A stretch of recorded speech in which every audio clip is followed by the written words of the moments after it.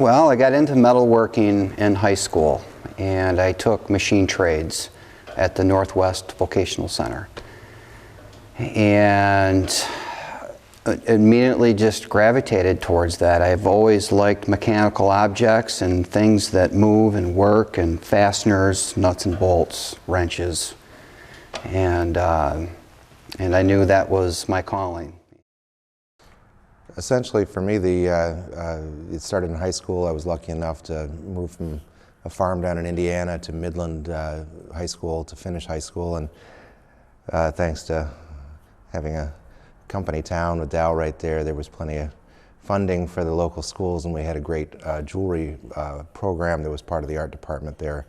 And so I got the opportunity to make some jewelry in high school and just absolutely fell in love with it.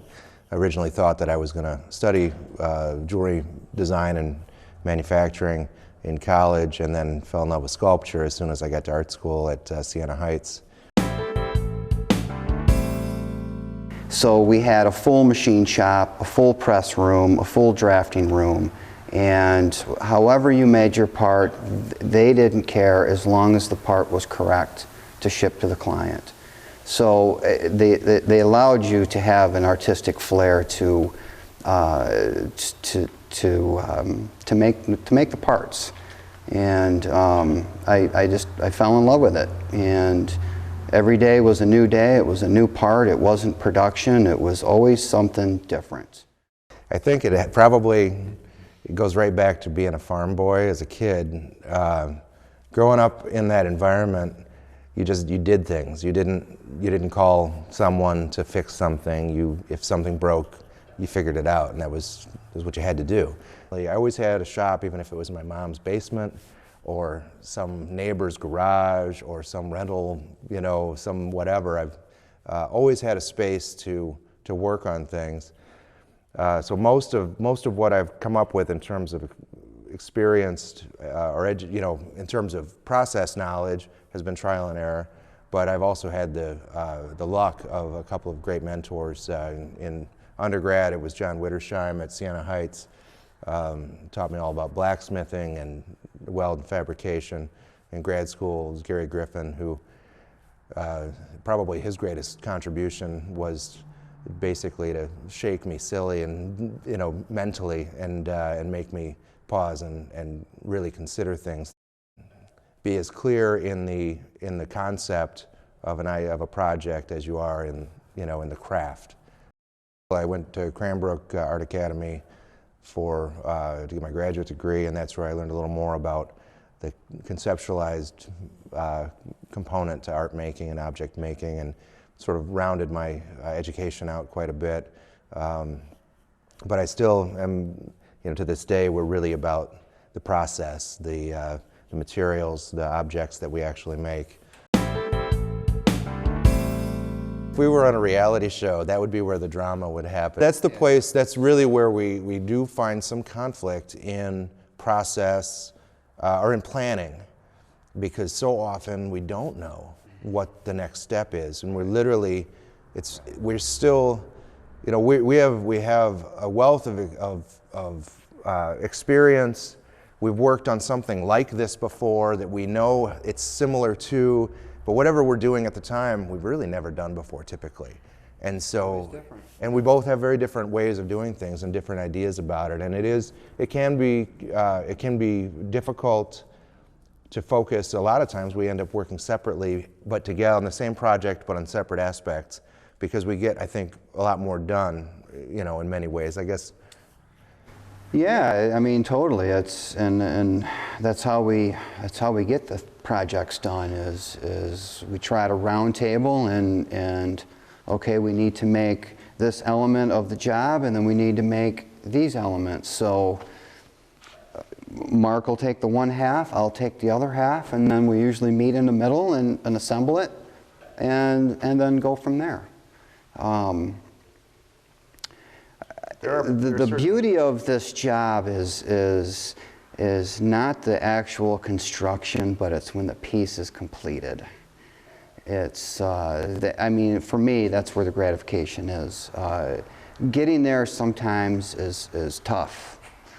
It's, you know, I mean, Mark and I are together more than we are with our families. And, you know, I think we both know our buttons. And at the end of the day, we're here because this is our passion. And we just, every day we show up and we work. The only thing that we've ever realized we couldn't do was make money on a job. We've had plenty on a that consistent basis. There've been plenty that didn't win, but we never failed to do the job. But we have certainly had some that we missed the boat on what it was going to take.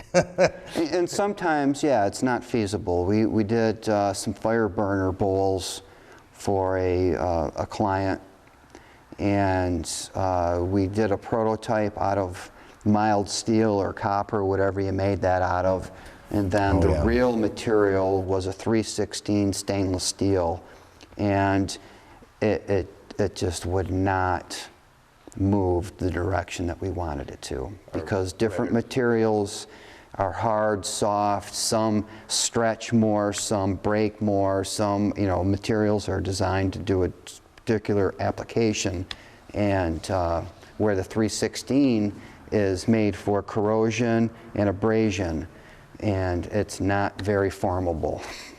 It's very difficult to work with. How many of those were there? Were there 12 of those? Yeah, a dozen of them. Yeah. There were 12 of these bowl shapes basically, and we ended up hammering them the way that, you know, old school raising, which no one does anymore.